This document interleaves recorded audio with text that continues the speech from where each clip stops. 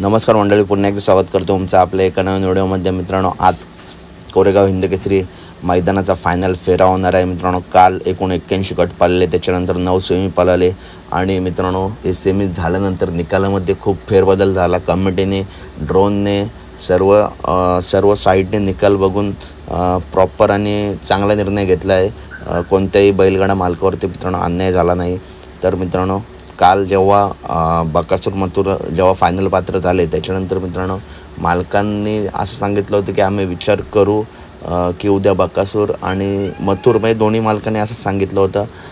राहुलभाईंनी पण सांगितलं होतं की आमचा विचार चालला आहे उद्या, कारण राहुलभाई आज मुंबईला परत जाणार होते, त्याच्यामुळे मथुर पाळवायचं की नाही.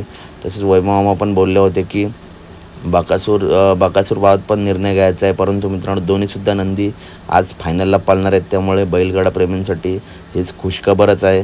थोड्या वेळातच मित्रांनो फायनल फेरा बघायला भेटेल. तर कशी वाटली व्हिडिओ नक्की सांगा. व्हिडिओ आवडले असेल तर नक्की व्हिडिओ लाईक करा, चॅनल सबस्क्राईब करा. भेटूया पुढच्या व्हिडिओमध्ये.